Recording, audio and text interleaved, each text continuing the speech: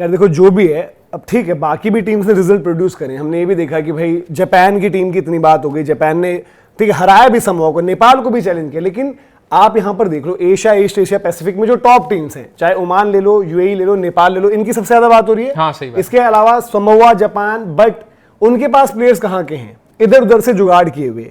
नेपाल को क्रेडिट ये जाता है कि नेपाल में आप जितनी भी लाइनअप देखो, पूरे प्लेयर्स देखो या स्क्वाड में जो बंदे बैठे हैं, वो नेपाल का है होम ग्रोन टैलेंट।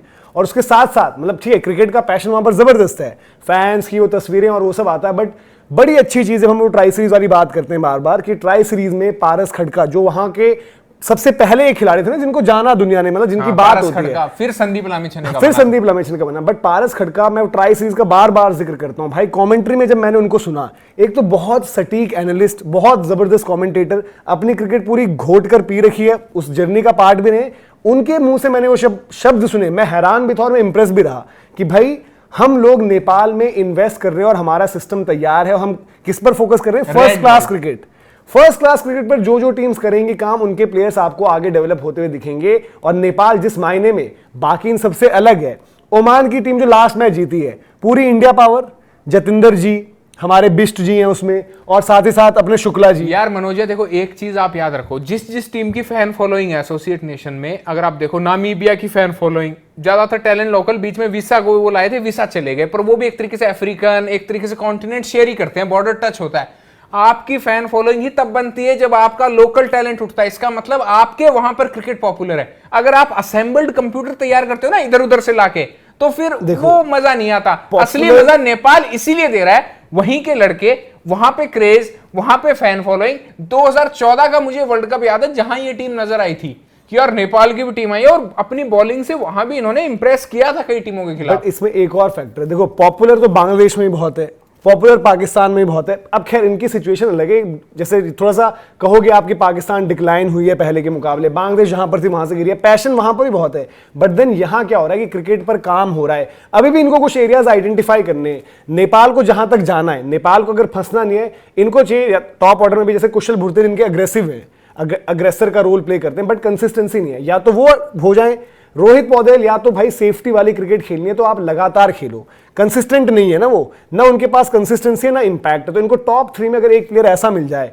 जो हम बात कर रहे हैं कि जैसे आपको, इवन मैं कह रहा हूं कि भाई समोआ से सोलिया है, अटैक करके कर सकते हैं ना, 140-50 का स्ट्राइक रेट, कोई ऐसा प्लेयर चाहिए जो आपको इंपैक्ट डाले। और दूसरा फास्ट बॉलिंग में जैसे नंदन आ गए, एक दो बंदे और मिले यार। और फास्ट बॉलिंग में ये है ना कि एक वो करण केसी की इंजरी का जो चल रहा है, करण आ गए, सोमपाल हो गए, नंदन हो गए, तो आप एक सेटल हो जाओगे। नंदन के पास थोड़ा सा एक एलिमेंट ऑफ पेस और थोड़ा सा डिफरेंट है वो कुछ। बाकी जैसे हमने बात करनी कि करण केसी, सोमपाल हो गए, गुलशन जी हो गए, ये सब कंडीशन स्पेसिफिक अलग टाइप के बॉलर्स हैं। ये जैसे हम बात करें कि स्लोविश विकेटों पर, वो नेपाल के पास वाली गेम पूरी है, बट अगर फास्ट बॉलर थोड़े से डेवलप करने, आपको भाई बांग्लादेश नहीं बनना ना कि मीरपुर में जलवा है, या फिर अफगानिस्तान की तरह की एक टाइम पर हम स्पिनर्स पर ही डिपेंडेंट है। अब वहां भी एक उमरजाई आ गया है, बहुत तेज नहीं बट मूवमेंट है। फजल हक फरूकी ने जो वर्ल्ड कप में इन्होंने अच्छा किया तो फजल हक फरूकी ने इंपैक्ट डाला, तो उन एरियाज पर काम करना। और दूसरी चीज, नेपाल का एक होम ग्राउंड टैलेंट।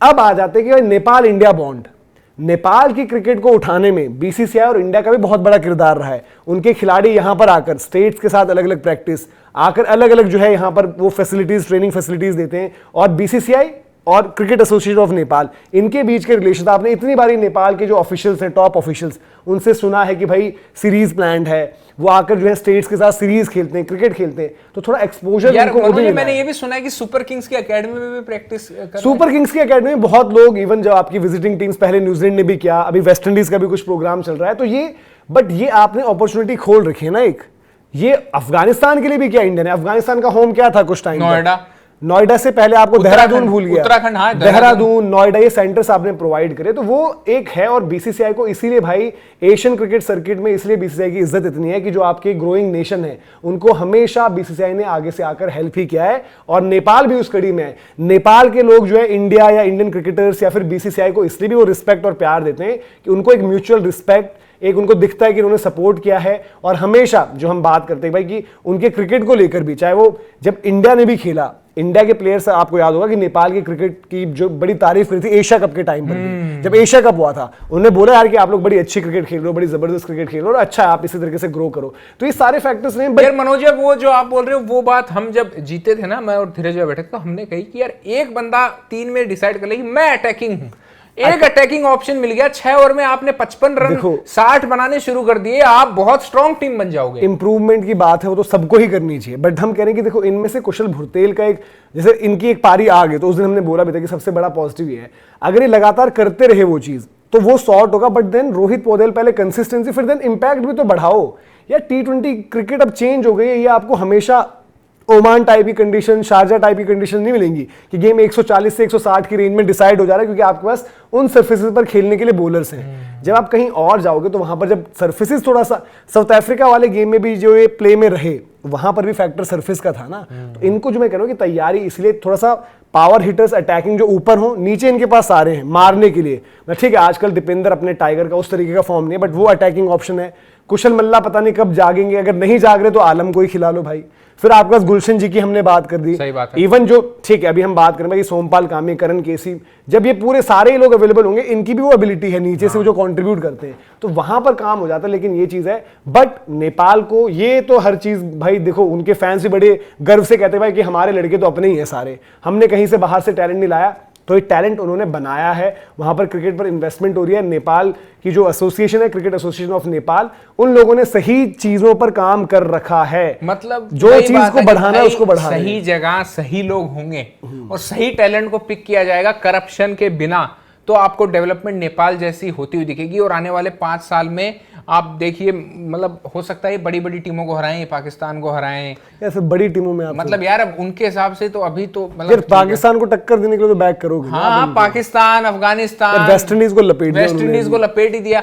मैंने वही मतलब एक मुंह से पहला नाम निकल गया, बड़ी बड़ी टीमों को ये टीम हराएगी 5 साल बाद, तो फिर इस पे बात होगी कि यार ये क्रिकेट बना कैसे। ये एक दिन में या एक रात में क्रिकेट की टीम तैयार नहीं होती। ये 2014 का T20 वर्ल्ड कप जिसमें नजर आए थे, आज 2025, 11 साल, एक टाइम लगता है भाई। और ऐसा नहीं होता कि रातों रात आप बोलोगे कि आज टीम तैयार कर दूं, 10-11 देशों से प्लेयर बुलाऊं, ऐसे टीम नहीं बनती। अफगानिस्तान आज से थोड़ी बनी है, वो 2006-07 से अपने खेलते थे, 2010 में वो नजर आए पहली बार वर्ल्ड कप स्टेज पे, ऐसे करके भाई धीरे धीरे डेवलप होती है। और मेरा तो ये भी मानना है कि अभी जो हम बात करें, जहां हम सोच रहे हैं वहां पहुंचने में नेपाल को टाइम लगेगा, बट स्टिल कंसिस्टेंट क्रिकेट पहले खेलें। मतलब आपकी क्रिकेट में कंसिस्टेंसी हो, आप अच्छी टीम्स के साथ क्लोज मैच खेलो, कोई बात नहीं, हार जाओ कोई बात नहीं, बट मैचेस क्लोज खेलो। आपकी परफॉर्मेंस में एक कंसिस्टेंसी एटलीस्ट ये होनी चाहिए कि यार नेपाल की टीम ना 160-70 बनाती है। नेपाल की टीम जो अगर 170 बना दे, इवन 140 बना दे, जो सरफेसेस पर आजकल गेम चले, तो वहां तो निकाल ही देगी मैच। तो उस चीज में कंसिस्टेंसी भाई, वो आगे पहुंचने के लिए बहुत टाइम भी लगता है। अफगानिस्तान ने भी ठीक है बीच में एक सीजन बड़ा बढ़िया खेल दिया, T20 वर्ल्ड कप या वनडे वर्ल्ड कप, बट उसके बाद एशिया कप में तो नहीं आए वो ऐसे उस तरीके से परफॉर्मेंस आई। बांग्लादेश ने जो है 15 के टाइम पर जबरदस्त क्रिकेट खेली, उसके बाद घर पर मीरपुर में सबको रगड़ दिया, बट उसके बियॉन्ड तो वैसे बड़े 19 में भी अच्छी खेली। तो नेपाल को भी देखना है कि एक जर्नी, और बांग्लादेश ने भी जैसे फास्ट बॉलर्स को डेवलप करना शुरू कर दिया है, उनके पास अब फास्ट बॉलर्स भी अच्छे हैं। पहले सिर्फ स्पिनर्स की बात होती थी। बांग्लादेश क्या स्ट्रगल कर रहा है, बैटिंग में वो टैलेंट, बैटिंग में उनको 2 से 3 प्लेयर चाहिए, डेप्थ चाहिए। हाँ, तो उनकी बॉलिंग आज भी मतलब अफगानिस्तान वही प्रॉब्लम भाई, गुरबाज जादरान चल गए तो चल गए, अटल उस तरीके से नहीं आए। तो ये सब चीजें देखनी पड़ेंगी, बहुत सारी जो है चीजों पर काम भी करना है भी, और परफॉर्मेंस जो है जो हम बात करेंगे कि भाई वो उस तरीके से उनकी चाहिए। अभी सब कुछ बढ़िया है, यहां पर इनका टॉप 3 में जाना तय था। हाँ। इन्होंने बोला है भाई, गुल्लू चैंपियन का बयान था, लोगों ने बताया कि उन्होंने स्टोरी कहीं पर डाला कि भाई 2 टीमों की लड़ाई है, एक तो पक्की नेपाल है। हाँ, वो तो आप बता ही रहे थे ना कि भाई पहला नंबर नेपाल का रख लो एक, और नेपाल को एक लड़ लो। खैर अभी ये कि यार अच्छी चीज है, और जो हम बात करेंगे उनकी तरफ से जो क्रिकेट रही है बढ़िया रही है, अच्छा ही खेलते रहे, BCCI हेल्प कर ही रहा है। और सबसे बड़ी बात ना कि हेल्प कोई भी कर दे वो तब तक मैटर नहीं करती जब तक आप अपनी परफॉर्मेंस लिफ्ट करो, और नेपाल ने काम किया है अभी तक। मतलब देख लो उनका क्रिकेट राइज पर ही है, चाहे एशिया कप 50 ओवर में वो दिखे, अभी यहां पर एशिया कप में नहीं दिखे तो लोग डिसअपॉइंटेड हुए। वेस्ट इंडीज का गेम जो इन्होंने किया तो सबने तारीफ करी, अभी तक ए गेम नहीं खेली है, बट स्टिल यूएई को निपटा देना बिना ए गेम खेले। तो यहां पर इनको निकालना ही निकालना, और यहां पर 1 ही फिनिश करना चाहिए इनको, और कर सकते हैं। अब अपनी ए गेम लेकर आओ, रोहित पौडेल या कुशल मल्ला जिनको अगर खिलाया जाता है आलम के ऊपर, तो इनकी परफॉर्मेंस आनी चाहिए। सब लोग कंट्रीब्यूट करो, और फर्क ये भी है, जब वेस्ट इंडीज को इन्होंने रगड़ा तब एक बात कही थी कि वेस्ट इंडीज के बंदे पैसों के लिए अपनी टीम को छोड़ छाड़ कर भाग जाएंगे और रीजन डिपेंडेंट टीम है, कोई देश नहीं रिप्रेजेंट कर रहे।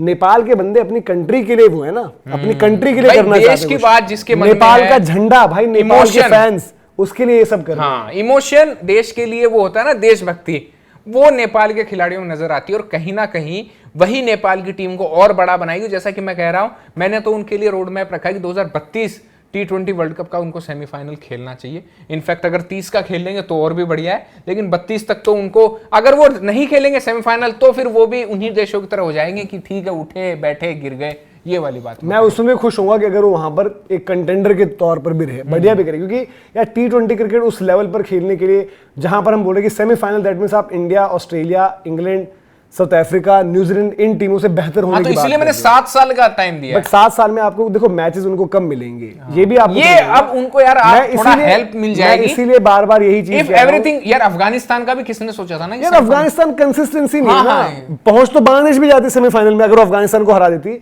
वो कंसिस्टेंट क्रिकेट खेलो, मैं उसी में खुश हूं। अब धीरे धीरे बढ़ोगी। अभी उनके जो खांचे हैं ना T20 में, वो कंडीशन स्पेसिफिक ज्यादा है। अगर all round all condition team बननी है, कुछ एरियाज पर इन्वेस्टमेंट थोड़ी लंबी चलेगी, टैलेंट हंट चलेंगे, फास्ट बॉलिंग पर आपको देखना पड़ेगा कि बैटिंग में ऐसे बंदे तैयार हों।